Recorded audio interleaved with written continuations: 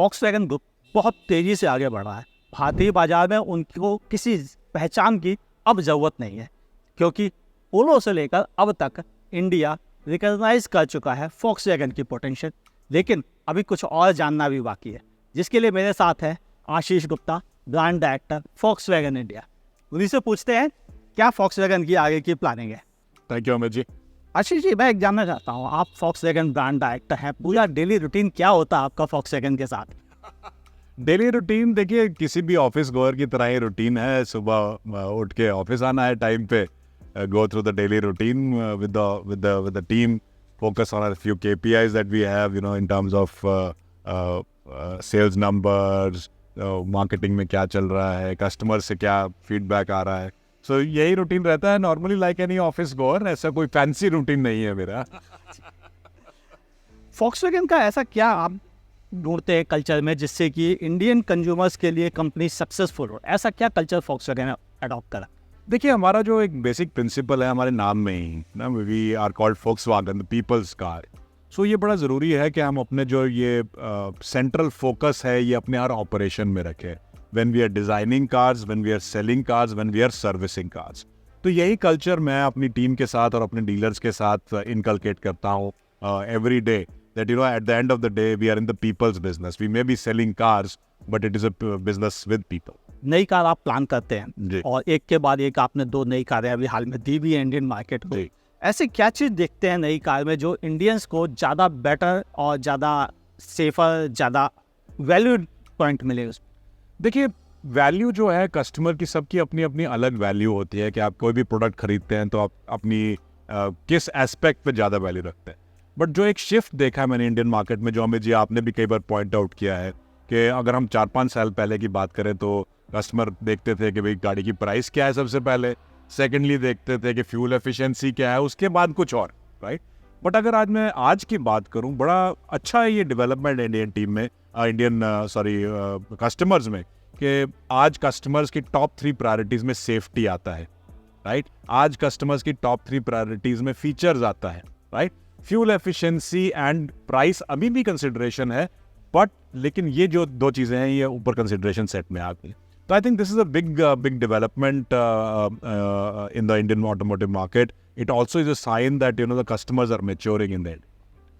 Even जैसा कि आपने कहा कि सेफ्टी और क्रैश वॉर्थीनेस आपका मेन क्रिटिकल फैक्टर है और डिज़ाइन करते समय इस पर कोर फोकस रहता है. अभी हाल में गवर्नमेंट ने भी भारत एनकैप को लेकर गाइडलाइन जारी की है और आज फर्स्ट डे जिससे कि वो आगे बढ़ा. आपका ऑफिशियल स्टेटमेंट क्या है? देखिए ऑफिशियल स्टेटमेंट तो अभी मैं कुछ नहीं दे रहा हूँ, but I would only like to welcome this step by the government. Any step by any agency which prioritises safety for customers can only be good. Indian government से बात आई तो गवर्नमेंट भी इलेक्ट्रिक व्हीकल को push कर रही है काफ़ी हद तक, और आप भी कह रहे हैं कि हम इलेक्ट्रिक व्हीकल के लिए रेडी हो रहे हैं. हम कब तक एक्सपेक्ट कर सकते हैं फॉक्सवैगन से एक प्योर इलेक्ट्रिक व्हीकल? देखिए अगर हम ग्लोबल फोक्सवैगन ब्रांड की बात करें तो हमारा ऑलरेडी काफ़ी लार्ज इलेक्ट्रिक पोर्टफोलियो है. In the official numbers that were release by the group, last year we sold close to 340,000 electric vehicles world over. तो वी ऑलरेडी हम एक मेजर प्लेयर हैं इलेक्ट्रिक कार्स में world over. So portfolio available है global. So currently हमारा focus जो रहा है लास्ट 2 सालों में वो ये रहा है कि जो हमने जो नई कारें लॉन्च की हैं, टाइगन, वर्टस, इंडिया 2.0 के, उन पे हम काम करें, उनको सक्सेसफुल करें. But future definitely as you said electrical है. इलेक्ट्रिकल के काफ़ी सारे स्टेप्स हैं. अगर हम मास इलेक्ट्रिफिकेशन की बात करें कि जहाँ पे लोकल इलेक्ट्रिक कार की बात करें, वो इंडिया में 25-26 में जाके इतना वॉल्यूम होगा कि लोकल प्रोडक्शन वायबल होगी, राइट. सो अगर हम सोचेंगे 2026 में लोकल प्रोडक्शन शुरू करता है कोई भी मैन्युफैक्चरर इंक्लूडिंग अस, तो आज से लेके 2026 में then we will try to get our global portfolio cars into India either through CBU route or through local assembly. So that's what we are planning right now. Timing, I wouldn't put a timeline to it right now because testing, infrastructure, time लगता है. But as soon as possible, we are trying to bring that. New car के लिए हर कोई excited होता है, viewers भी excited होते हैं. तो मैं जानना चाह रहा था कि आपका क्या प्लान है नए पोर्टफोलियो में आने में? नए कोई डिजाइन पर आप काम कर रहे हैं या कोई बिल्कुल कंप्लीट न्यू कार पे आप वर्क कर रहे हैं, और उसे हम कब तक एक्सपेक्ट कर सकते हैं? जी देखिए, अगर मैं पोर्टफोलियो की बात करूं तो टाइगोन को अभी 2 साल भी नहीं हुए मार्केट में. वर्टस ने जस्ट 1 साल कंप्लीट किया. तो मेरे और टिगवान को भी अभी 1.5 years ही हुआ. तो मेरे हिसाब से तो ये काफ़ी नया पोर्टफोलियो है एंड मेरा focus as a team is to make these cars a success. वो बहुत ज़रूरी है बिकॉज तभी आप अपने सस्टेनेबल फ्यूचर बना सकते हो और नए प्रोडक्ट्स में इन्वेस्ट करने के। बट हैविंग सेड दैट, मैंने पहले भी ये चीज़ कही है कि Volkswagen एज अ ब्रांड हम लोग प्रीमियम की तरफ जा रहे हैं, राइट? हम एक ग्लोबली मास मैन्युफैक्चरर हैं, लेकिन हम हमारी पोजीशनिंग प्रीमियम पे है। तो with the Tiguan and Virtus also हमने अपनी पोजीशनिंग को ऊपर की तरफ मूव किया है। तो इसी पोजीशनिंग में हम आगे भी जाएंगे।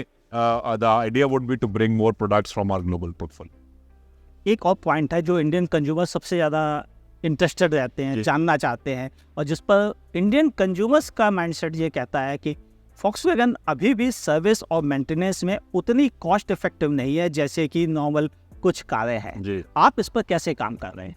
देखिए काम तो बहुत कुछ हो चुका है, अब तो ये कस्टमर्स को एक्सपीरियंस करना है और अपना एक्सपीरियंस हमें बताना है, जिसके लिए जैसे आपके साथ बहुत सारे कस्टमर। मैं तो ये कहूँगा आप अपने व्यूअर से पूछिए जो आज टाइगुन और वर्टस ओन करते हैं कि उनकी सर्विस कॉस्ट क्या आएगी, राइट? 70% कस्टमर्स की आज सर्विस कॉस्ट जीरो आती है बिकॉज उन्होंने सर्विस वैल्यू पैक लिया है। अगर आपने सर्विस वैल्यू पैक नहीं भी लिया तो भी Volkswagen की सर्विस साल में एक बार है या 15,000 किलोमीटर पे, और उसकी कास्ट है 6,500 रुपए, जो कि एक छोटी car in a smaller segment से भी कम। ये फैक्ट है। इसमें मैं कुछ ये नहीं कह रहा कि ये मैं कह रहा हूँ या ऐसा सच है।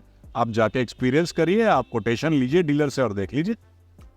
तो हम क्या ये उम्मीद रखते हैं कि अब धीरे धीरे कंज्यूमर्स तक भी ये बात पहुंच जाएगी कि Volkswagen अपनी सर्विस और मेंटेनेंस को रियली कम कर रहा है? एंड अमित जी, ये बात कंज्यूमर्स तक पहुंच चुकी है ना? अगर आज किसी भी आप सोशल मीडिया पे, आप तो मतलब you have so many followers, आज आप कभी भी देखेंगे, आप किसी भी कस्टमर ने कमेंट किया Volkswagen की सर्विस कॉस्ट ज़्यादा है, 10 कस्टमर और साथ में लिखते हैं नहीं यार ज़्यादा नहीं है, मैं कल सर्विस करा के आया, मेरा 0 बिल आया है, 6,000 बिल आया है, तो ये तो कुछ ज़्यादा नहीं है, राइट?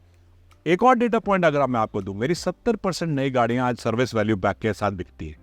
70% कस्टमर जो हमसे नई गाड़ी खरीद रहे हैं वो साथ में 4 साल का सर्विस वैल्यू पैक खरीद रहे हैं। बिकॉज सर्विस वैल्यू पैक से 4 साल आपकी सर्विस फ्री है। आपने एक टाइम पेमेंट करनी है, ना आपकी पार्ट्स प्राइस बढ़ेगी, ना आपकी लेबर कॉस्ट बढ़ेगी 4 साल में। You are assured of peace of mind. Thank you. मैं उम्मीद रखता हूँ कि इस बहाने इंडियन कंज्यूमर्स को समझने का मौका मिलेगा आखिर Volkswagen कैसे भारतीय बाजार को सीरियसली ले रहा है और कितना आगे बढ़ चुका है अपने पुरानी फर्स्ट, जिसे Volkswagen वर्जन 1 कहा जाता है, उससे अब। प्लीज़ अपने कमेंट भी लिखिएगा, और अगर कुछ और भी जानना चाहते हैं Volkswagen से तो मैं उनकी टीम से प्लीज़ आपको रिप्लाई देने की कोशिश करूँगा। और भी अगर आपके कोई सवाल है आशीष जी से स्पेशली, तो नीचे कमेंट में लिखना ना भूलिएगा, मैं उनके जवाब लेने की पूरी कोशिश करूँगा। देखते रहिए आज कार्गो। Ashish ji, thank you so much ji, Amit ji, and to the viewers also, I think one of the channels which I also love to watch, तो please ask car guru. Thank you ji, thank you Amit ji, thank you.